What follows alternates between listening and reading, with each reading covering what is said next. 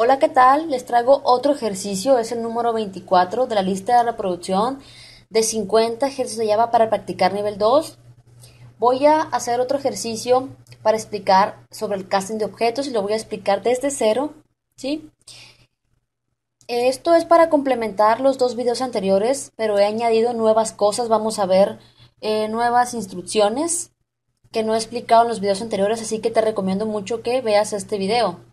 Bueno, todo parte de esta clase empleado, que de igual manera que uno de los ejercicios anteriores utilicé una clase llamada empleado, pero claro, esta le añadí nuevas cosas, ¿sí? De igual manera, tengo esta clase llamada cocinero, que ahorita vamos a ver cómo funciona. Bueno, primero está la clase empleado, que va a ser la clase de la cual van a heredar las demás clases. Tenemos una clase empleado, una clase cocinero, una clase vendedor. La clase vendedor y la clase cocinero van a heredar de la clase empleado. Y en la clase principal vamos a crear los objetos de cada una de las clases. Bueno, tengo esta clase empleado. Esta clase empleado tiene tres atributos privados, uno de tipo string para el nombre, uno de tipo entero para la edad y uno de tipo double para el sueldo, ¿sí? Este constructor de la clase empleado pues tiene tres parámetros, un string para el nombre, un entero para la edad y un double para el sueldo, ¿sí? Entonces, en el momento que nosotros, nuevamente lo voy a decir, que creamos objetos, el constructor de la clase de la cual pertenece ese objeto es invocado. Por ejemplo, si nosotros creamos desde la clase principal dentro del método main un objeto de tipo empleado, pues tenemos que darle lo que nos pide el constructor. El constructor nos pide un string, que es el nombre, una edad y un sueldo, ¿sí? Nos pide un string, una edad y un sueldo. Entonces, en el momento que creamos el objeto, el constructor de esa clase es invocado, entonces se va a invocar el constructor de la clase empleado, va a recibir el string, que es el nombre, en este caso María, y se va a almacenar aquí en nom, ed, que es 45, se va a almacenar aquí en ed, y sue, que le estamos pasando desde la clase principal, el sueldo 2300 se va a copiar aquí. Luego, pues, el constructor comienza su ejecución, invocamos al método dime nombre y le pasamos este string que es el valor de nom, que en este caso es María, que se lo pasamos desde acá, ¿no? Entonces, como invocamos al método, pues comienza la ejecución de ese método dime nombre, comienza su ejecución y recibe lo que le pasamos, recibe el nom, que en este caso es María. Entonces, ese nom, que es María, lo almacenamos en el atributo nombre, y el atributo nombre para ese objeto, pues va a ser en este caso María. Ya si le damos otro nombre, pues va a ser otro nombre. Y de igual manera vemos que desde el constructor, después de que ya se ejecutó el método dime nombre, pues luego nuevamente el programa pasa el control al constructor y se invoca al método dime edad, le pasamos a ed que pues ya vimos que era 45, ¿sí? Entonces, eh, como invocamos al método, su ejecución comienza y recibe el valor que le pasamos, que es 45, y luego va a evaluar, para solamente introducir edades válidas entre 25 y 80 años, va a evaluar que esa edad que le pasamos al método sea mayor o igual que 25 y, o sea, son dos condiciones que tiene que cumplir y menor o igual que 80. Si la edad está en el rango de 25 y 80, o sea que la edad sea mayor o igual que 25 y menor o igual que 80, pues esa edad se va a almacenar en el atributo edad. Si no es así, si la edad no es mayor ni igual que 25 ni menor ni igual que 80, el else se va a ejecutar el código dentro del else y edad va a ser igual a 0. Esto es para poder asignar valores válidos y no poner edades inválidas, como por ejemplo una edad de 8000 años, por ejemplo. Eso ya lo expliqué más claro en uno de los videos anteriores. Bueno, luego también tenemos el método dime sueldo.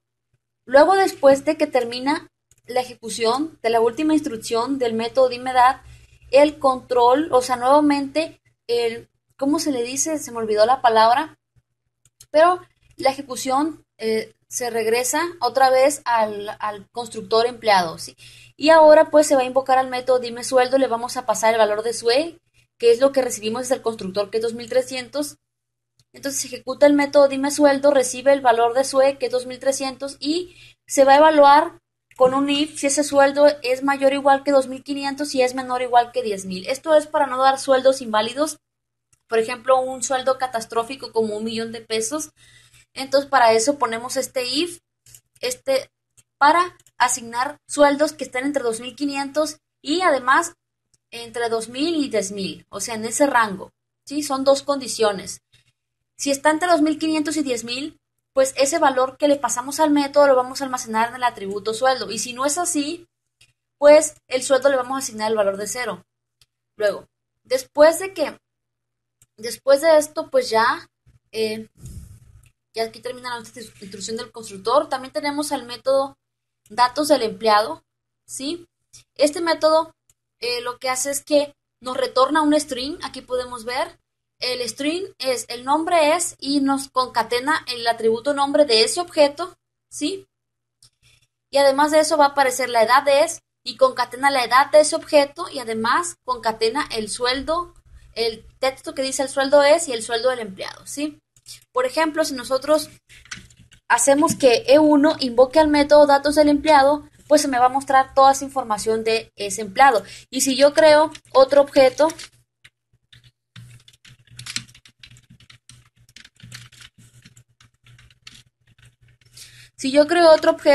de igual manera ese objeto va a poder invocar al método datos del empleado, ¿sí? Entonces vamos a ejecutar esto y cada uno de los objetos, pues, en su atributo, al momento de invocar a ese método, nos va a mostrar la información de cada uno de los objetos, ¿sí? Aquí, pues, bueno, el sueldo es 0. ¿Por qué me dice que el sueldo es 0? A ver, nuevamente me voy a la clase empleado. El sueldo es... es que no tuvimos... sí, es que pusimos un sueldo que no es mayor ni igual que 2500. Entonces tenemos que poner un sueldo, por ejemplo, voy a poner a los dos 2,500 y un sueldo de 8,000, o sea que esté entre 2,500 y entre 10,000. Y ya me va a mostrar la información de esos sueldos, ¿sí? Y aquí podemos ver. Bueno, ahora, vámonos a la clase cocinero. La clase cocinero está heredando de la clase empleado. Entonces, pero va a tener, además de al cocinero darle un nombre, una edad y un sueldo, le vamos a dar el área de cocina a la cual pertenece. Puede ser mariscos, pueden ser comida gourmet, etcétera, ¿no? Entonces tenemos el constructor de la clase cocinero y este constructor pues va a recibir una string para darle un nombre al cocinero porque un cocinero es un empleado. Entonces, y luego tenemos este parámetro que es para darle la edad al cocinero, luego también para darle un sueldo al cocinero. Vemos que estos tres parámetros, nombre, edad y sueldo, nom, ed y sue, pues son de la clase empleado porque un cocinero, como es un empleado, también va a tener un nombre, una edad y un sueldo. Y otro parámetro extra para darle el área al cocinero. Este parámetro va a ser único de la clase cocinero, o sea que porque a un cocinero le podemos dar el área. Y aquí, en el momento que nosotros, por ejemplo, creemos objetos de tipo cocinero, ¿qué es lo que pasa? Tenemos que dar de igual manera un nombre, una edad y un sueldo, pero además de eso, un área, ¿sí? Un área, le vamos a poner mariscos, porque el constructor de la clase cocinero pues espera recibir 4 argumentos. Entonces, en el momento que creamos el objeto, el constructor de la clase cocinero es invocado, se ejecuta. Entonces, pero cuando se ejecuta el constructor de las instrucciones de la clase del constructor de la clase cocinero, a la vez se invoca el constructor de la superclase, o sea, de la clase de la cual está heredando cocinero, que es la clase empleado. Entonces, si nosotros no hiciéramos esto, de igual manera se invocara el constructor de la clase empleado, pero lo haría sin argumentos. Por eso nosotros tenemos que hacerlo manualmente, tenemos que invocar al constructor de la clase empleado y pasarle lo que espera recibir el constructor de la clase empleado, que es un string, un entero y un double, ¿sí? Entonces, ¿dónde estoy? Que es nom, ed y sue. Entonces, una vez que hacemos esto, se invoca el constructor, se ejecuta las instrucciones del constructor de la clase empleado y pues ya sabemos lo que sucede, se invocan estos métodos. Bueno, luego, en la clase cocinero, otra cosa que se me olvidó decirles es que la clase empleado vemos que tiene constructores sobrecargados, tiene dos constructores. Este segundo constructor es en dado caso que no tengamos la información de la edad del empleado, simplemente pues le pasamos el nombre y el sueldo. Entonces, y ya con esto, pues de igual manera, el constructor, dependiendo de lo que le pasemos, es lo que se va a poner en ejecución. Y ahorita lo vamos a ver de mejor manera, ¿sí? Entonces, la clase cocinero tiene un método propio que es el método cocineros, así se llama. No nos devuelve nada, es tipo void. Entonces, este método simplemente nos va a mostrar un mensaje que diga soy un cocinero. Entonces, si ponemos en ejecución, vemos que los objetos de tipo empleado no pueden acceder al método, ¿cómo se dice? Método cocinero. Solamente los objetos de tipo cocinero pueden acceder a ese método. Entonces